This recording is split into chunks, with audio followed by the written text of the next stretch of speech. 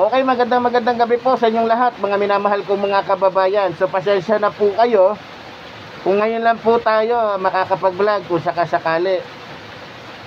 Dahil po sa unang-una, meron lang po tayong nilalakad na napaka-importante pong bagay o sitwasyon about po sa meron po kasi family problem na inaayos, no? So, ganun pa man, hayaan nyo pong makasama nyo pong muli sa ating programa ngayong gabi. Ang yung lingkod, Epifanio Labrador, dito po sa ating programang reaction mo, birada ko.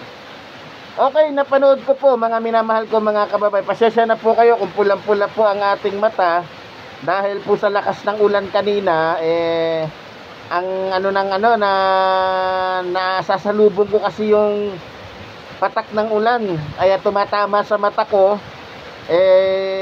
Yun nga, na-open yung likod ng sasakyan, kaya yun, alam nyo naman. So meron po akong napanood tungkol po sa sinabi po ni Sarah, na kung saan nagre-react po siya dahil sa kinukontra daw ng mga Pilipino yung interim release na hinihingi nila. No, sabi niya, bakit naman daw ganon? Bakit daw kinukontra? At meron po siyang sinabi, mga minamahal ko mga kababayan, na kung ang dahilan daw, sabi niya, kung ang dahilan daw ng ating mga kababayan ay yung natatakot silang kaya ayaw nila pa o sang-ayunan yung interim release na hinihingi ng mga legal team ni Rodrigo Roa Duterte dahil sa may impluwensya daw ito at may kakayahang gumawa ng hindi maganda. So sabi ni Sarah, hindi daw niya maintindihan. Ngayon ang tanong ko naman, anong hindi mo maiintindihan? Ha? Ano ang hindi mo naiintindihan, Sara Duterte? Alam mo naman siguro kung ano at sino ka. Alam mo naman siguro kung ano ang kaya ninyong gawin. Tapos may sinabi pa siya na kung tutuusin daw, kung talagang gustong saktan ni Rodrigo Roa Duterte yung mga biktima niya o yung mga complainant, di sana daw noon pa na may kapangyarihan siya, na nasa pa siya, katungkulan pa siya.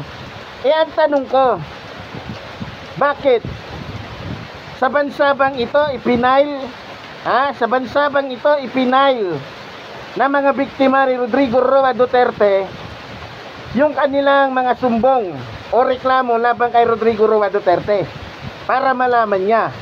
Hindi ba't wala namang na-file dito, kundi dahil sa takot nila, dahil sa iniisip nila na mawawalang halaga lang din, doon nila sa ICC isinampa yung kaso laban kay Rodrigo Roa Duterte. Kaya ang akin lamang pong masasabi, tila binibilog po, no? Tila gustong pasakayin ni Sara Duterte ang mga Pilipino. Natural. Kaya hindi nagalaw ni Rodrigo Roa Duterte yung mga gustong magsampa sa kanya dahil nandoon sa ICC yung mga sumbong nila. At hindi pa alam ni Rodrigo Roa Duterte kung sino-sino sila. Ngayon, kung tatanungin nyo ako kung may basihan ba talaga ang ating mga kababayan para mag-react, yes! Kung maalala ninyo mga minamahal ko mga kababayan, kung si Leila de Lima nga na nag-react sa kanyang ginawa o sa ginawa ni Rodrigo Roa Duterte tungkol sa EJK para patahimikin si Leila de Lima, para hindi marinig si Leila de Lima, anong ginawa ni Rodrigo Roa Duterte? Hindi ba't ginawa nila ng kwento? Ginawa nila ng kasalanan hanggang sa nakulong? Ito na lang ang isipin ninyo.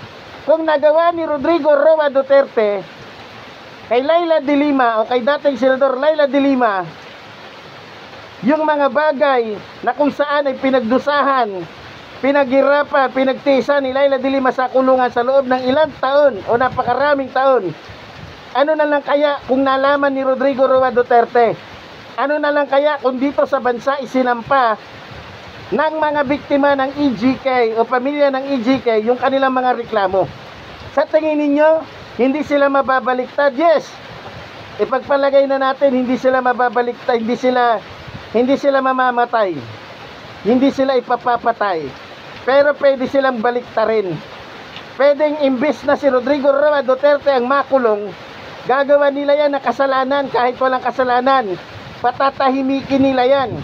Kaya ang tanong ko kay Sara Duterte, ano yung hindi mo naiintindihang gaga ka?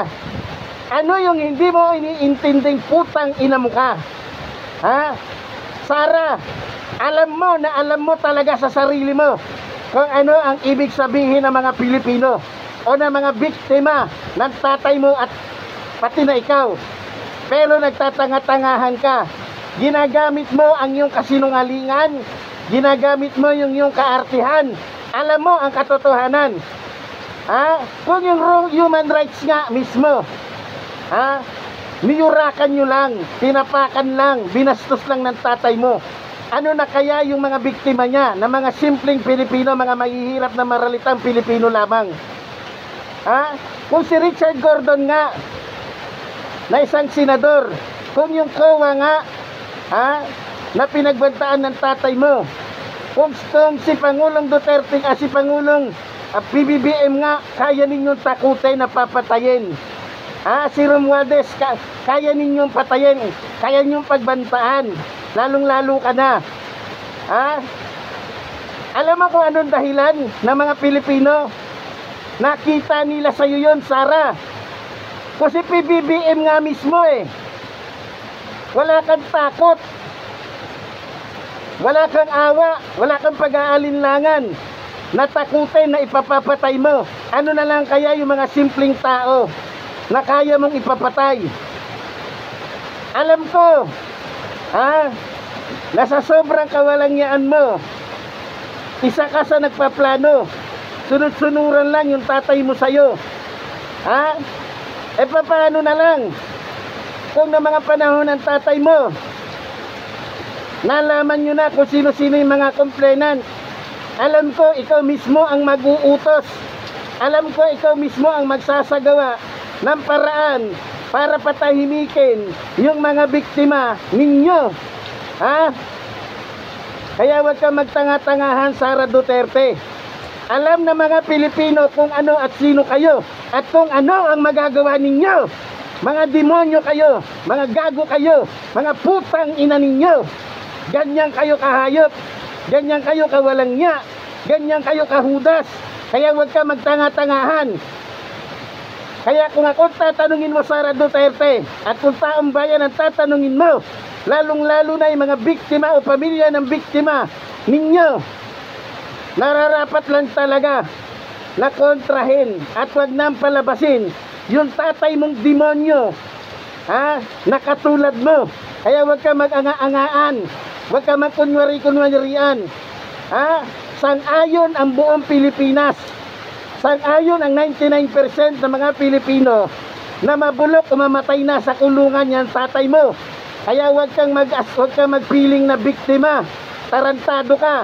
Kulang pa yung buhay ng tatay ninyo, buhay ng tatay mo, buhay ninyo, para ipalit o ipambayad sa mga naging biktima ninyo. Mga hayop kayo, mga demonyo kayo.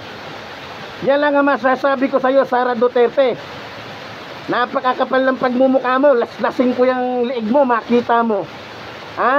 Kung hindi mo tinuloy yung paglaslas dyan sa leeg mo, baka ako tumuloy niyang gago ka. Utang ina mo, tarantado ka, demonyo ka, mai-impeach ka na. Wala ka nang ligtas, hindi ka na makakawala. At sisiguraduhin namin mga Pilipino na maliban na hindi ka na makakatakbo, makukulong ka at pagdurusahan mo ang lahat ng mga kawalangya mong putang ina mo ka. Anak ka ng tatay mong demonyong gago ka. Hayop ka. Kaya huwag kang mag-inarte na para bagang nasa tamang pag-iisip kang gago ka.